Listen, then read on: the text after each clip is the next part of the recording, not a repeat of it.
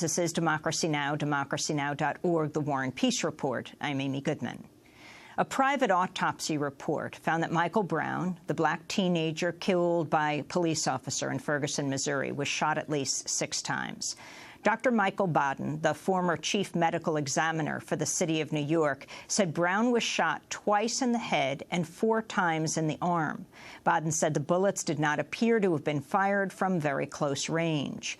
Baden was asked to perform the autopsy by Brown's family. On Sunday, Attorney General Eric Holder said the Justice Department would conduct its own autopsy. Meanwhile, Missouri Governor Jay Nixon ordered the National Guard into Ferguson early this morning after another night of protests over the shooting. In a statement, Governor Nixon said he chose to activate the National Guard because of, quote, deliberate, coordinated, and intensifying violent acts, he said. Community outrage grew over the weekend after the Ferguson police named the officer who shot Brown, Darren Wilson, after withholding his identity for more than 5 days. For the past 2 nights, police have tried to enforce a 5-hour curfew starting at midnight. On Sunday night, local police fired tear gas, smoke canisters, rubber bullets in an attempt to clear the streets before the curfew began. The police fired into a crowd that included parents with their children. Police accused some protesters of throwing Molotov cocktails and trying to overrun the police command center. Earlier in the day, 1,300 people packed the Greater Grace Church for a rally attended by Michael Brown's parents. Brown's cousin Ty Pruitt addressed the crowd. So before I say anything,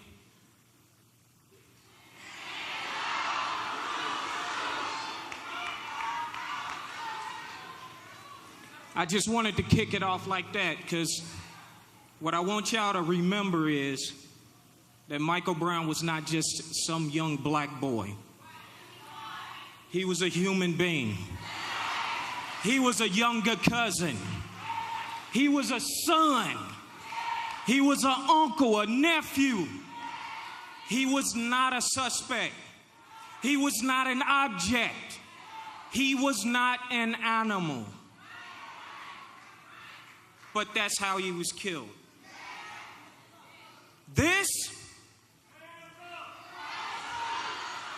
was the last actions that our family member made before he went to rest.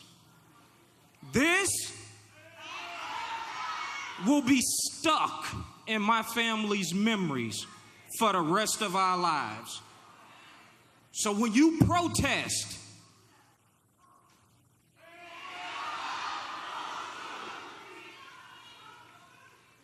love for all y'all. Missouri State Highway Patrol Captain Ron Johnson was one of the first to address the family at the church service. Start off by talking to Mike Brown's family. And I want you to know my heart goes out to you. And I say that I'm sorry. I wear this uniform. And I should stand up here and say that I'm sorry. Missouri State Highway Patrol Captain Ron Johnson went on to talk about his own son. Because when this is over, I'm going to go in my son's room, my black son,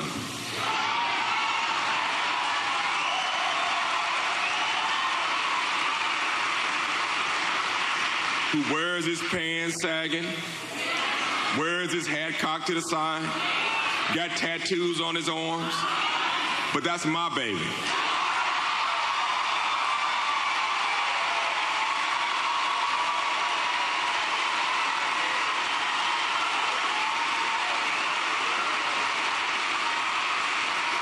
And we all ought to be thanking the Browns for Michael, because Michael's gonna make it better for our sons, so they can be better black men. So they can be better for our daughters, so they can be better black women. Better for me, so I can be a better black father. And we know they're gonna make our mamas even better than they are today.